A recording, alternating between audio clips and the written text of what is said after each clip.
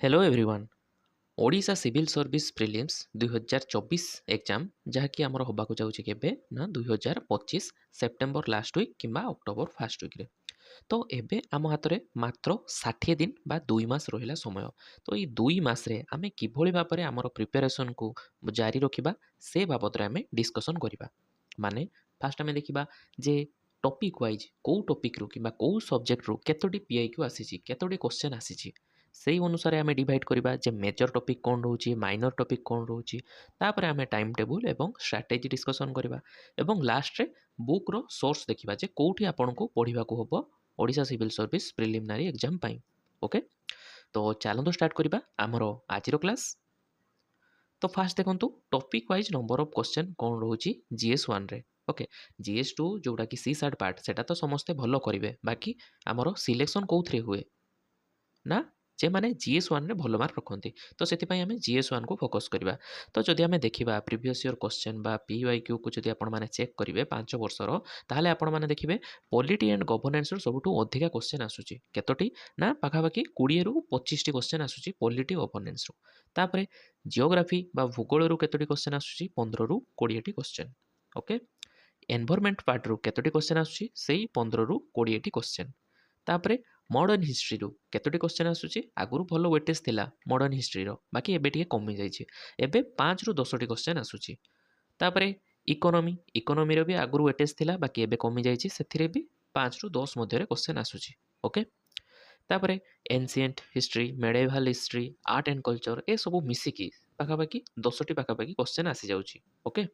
And science and technology रु सेही भली 5 रु 10 टी क्वेश्चन आसी जाउची। एवं लास्ट रे होची कोन ना करेंट अफेयर रे प्रति वर्ष 15 रु 20 टी क्वेश्चन आसी जाउची। ओके तो आपण माने देखंतु एठी जानि पारिले को टॉपिक रु केतोटी क्वेश्चन आसीछि एबे आपण माने आराम से आइडेंटिफाई करि परिबे जे आपनको को सब्जेक्टटा पढिबार अछि एवं को सब्जेक्टटा पढिबार नाही। ओके देखंतु 60 दिन रहिला 60 दिन रे तो एमिति नुहे आपण माने सब किछि कवर कर देबे सेमति होबनी आपण मानको मुख्य मुख्य टॉपिक गुडा को बाछिकी सेही गुडा को बारंबार रिवाइजन करिवार अछि बुझी पारले। तो एठी मेजर टॉपिक आपण कोन कोन कहि परिबे ना गुड जेमति पॉलिटी जियोग्राफी एनवायरनमेंट। ओके आउ एठी करंट अफेयर भी गुटे रहिबो। ओके तो आमे जदी डिवाइड कर दबा जे मेजर आउ माइनर टॉपिक कोन कोन रहउछि ताहले एई भली भाबरे डिवीजन हबो। तो मेजर सब्जेक्ट रे देखंतु एठी कोन कोन रहउछि गोटे रहउछि पॉलिटी गवर्नेंस तापरे जियोग्राफी तापरे एनवायरनमेंट एवं तापरे आछुंती मॉडर्न हिस्ट्री आउ इकोनॉमी। देखंतु किछि वर्ष होला मॉडर्न हिस्ट्री आउ इकोनॉमी रो वेटेज कम अछि ता माने नुहे जे आगु क्वेश्चन आसीबनी जेहेतु 2 वर्ष पूर्व को जदि पळेबा मॉडर्न हिस्ट्री भी 15 टी क्वेश्चन आसुतला इकोनॉमी भी 15 टी क्वेश्चन आसुतला बुझि पाछंती कि नाही। तो सेति पई आपण आकु इग्नोर करि परिबे नाही आकु मेजर टॉपिक हिसाब रे कंसीडर करिकि पाठ पढिबे। ओके तापरे माइनर टॉपिक आसीबो माइनर टॉपिक रे कोन रहउछि बेले ना ancient history medieval history art and culture science and tech and last रे करंट अफेयर। ओके तो मेजर आउ माइनर टॉपिक आपण माने डिवाइड कर देले एबे आपण मानकु टाइम टेबल को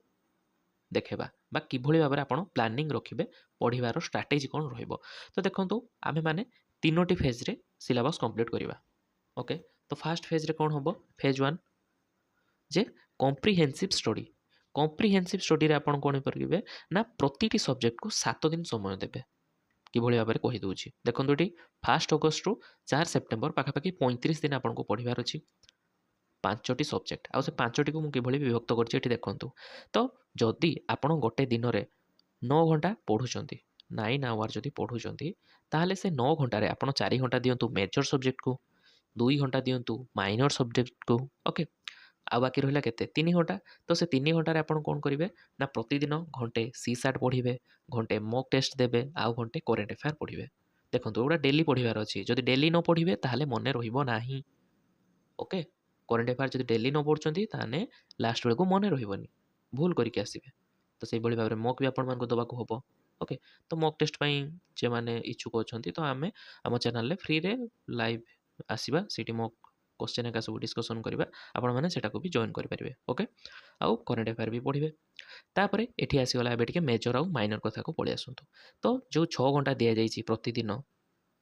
6 घंटा तो 6 घंटा रे आपण 4 घंटा जदि गोटे दिन रे पॉलिटी गवर्नेंस पढिले ता पर 2 घंटा आपण एंशिएंट हिस्ट्री पढि देबे। ओके से अनुसार मुझे रफ टाइम टेबल आपण बनई देछि आपनको सुविधा अनुसार आपण ए टॉपिक गुडा को अल्टरनेट करके अरेंज करि परिबे जेमति मु एठी लिखिछि उडा रफली देखंतु 1 रु 7 अगस्त 7 दिन रे आपण प्रतिदिन जदि 9 घंटा पढ़ुछंती ताने 4 घंटा पॉलिटिकल गवर्नेंस पढ़िबे आउ 2 घंटा एंशिएंट हिस्ट्री पढ़िदेबे ओके तापर नेक्स्ट 7 दिन कोन करिवे ज्योग्राफी पढ़िदेले 4 घंटा मेडिवल हिस्ट्री 4 घंटा आउ 2 घंटा पढ़िदेले डेली 2 घंटा 4 घंटा 2 घंटा 4 घंटा एमिति तापर 15 रु 21 अगस्त कोन करिवे एनवायरनमेंट जदि 7 दिन पई पढ़िले 4 घंटा लेखा आर्ट एंड कल्चर पढ़िदेले केते घंटा ना 2 घंटा लेखा तो देखंतु तापर मॉडर्न हिस्ट्री तापर आसला ताको जदि 7 दिन 4 घंटा लेखा पढ़िले साइंस एंड टेक पढ़देले 2 घंटा लेखा तापर इकोनॉमी भी सेमिति तो देखंतु एठी मेजर टॉपिक जो 4 घंटा लेखा अछि तो आपण गोटे मास बा 35 दिन बा फेज 1 रे आपण प्रतिटी मेजर टॉपिक को पाखा पाखी 28 घंटा टाइम दे देबे ओके आउ प्रतिटी माइनर टॉपिक को पाखा पाखी 14 घंटा टाइम देबे तो किछि तो जिंस मन रहिबो बुझि पाछंती कि नाही एई भली भाबरे आपण को पढिबार अछि तापर आसी फेज 2 रे कोन करिवे पिले ना रिवीजन मोड ऑन हेजबो तो रिवीजन मोड रे कोन करिवे जहाँ आप फेज 1 पढ़ी ताकू रिवाइज करेंगे सिंपल ओके तो ये केते दिन दिखाई 15 दिन ओके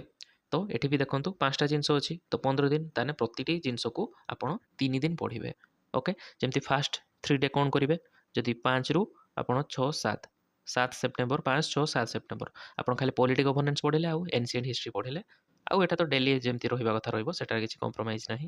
तापर नेक्स्ट 3 डे कौन करेंगे जियोग्राफी पढ़ले medieval history next 3 day environment art and culture okay कौन पढ़े किसी नुआ टॉपिक पढ़े जहाँ ये पढ़ी फेज 1 ले ताकू रिवाइज करेंगे केवल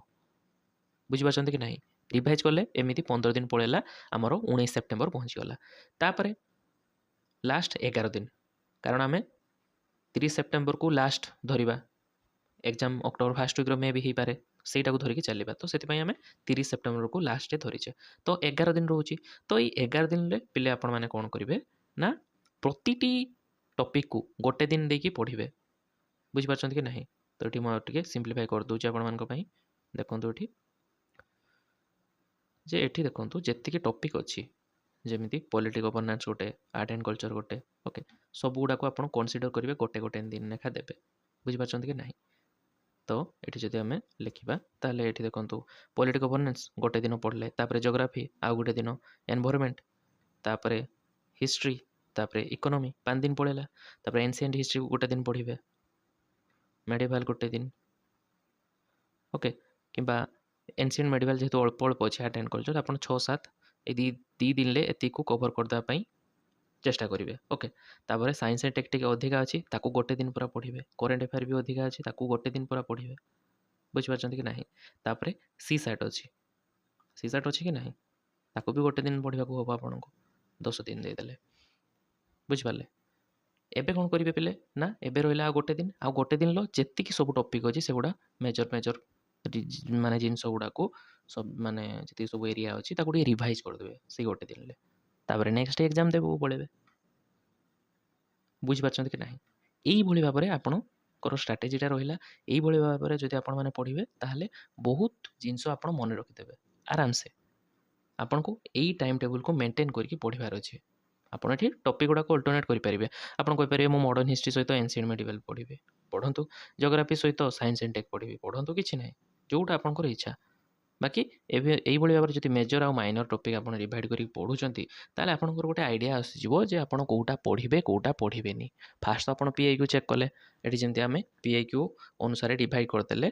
जे कौ सब्जेक्ट रू केतोटी क्वेश्चन आसी ओके तापर आप जो पीआईक्यू गुड़ा चेक करेंगे देखिए कौ एरिया रू अधिक क्वेश्चन आसूची आप एरिया गुड़ा को बेसी फोकस करके पढ़े नॉट अदर एरिया ओके बुझीपार कि नहीं तो एरिया वाइज आप जब पढ़ाई चाहूँगी ताले आमर चैनल गोटे अच्छी प्लेलिस्ट देखिए कौन ना टारगेट 100+ इन ओसीएस प्रिलिम्स अच्छी से इंपोर्टाट एरिया जो बेसी क्वेश्चन आसे से गुड़ा को सिंप्लीफाई करके बुझा हो पीआईक्यू को एनालिसिस कराऊँगी आपण मैंने आराम से कवर करेंगे सबकि ओके तो यही भाव में आप एरिया बाछीदे एरिया बाछी सारापर मेजर माइनर टॉपिक बाछीदे तापर से अनुसार आप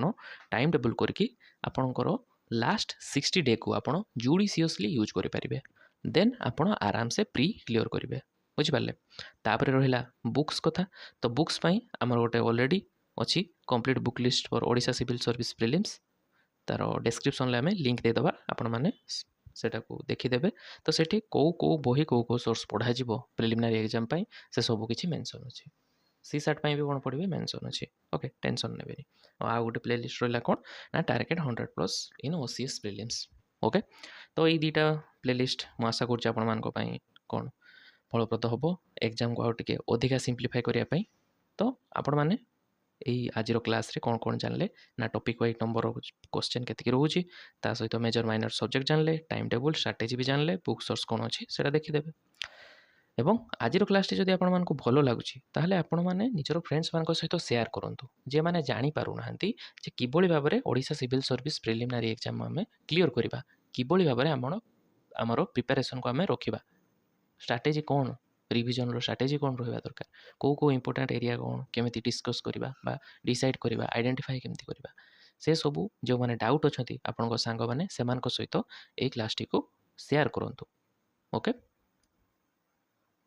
ଏବଂ ଆପଣମାନେ ଯଦି ପ୍ରିଲିମ୍ସରେ ଆଉ ଟିକେ ଭଲ ସ୍କୋର କରିବାକୁ ଚାହୁଁଛନ୍ତି, କାରଣ ଏଥର ଭଲ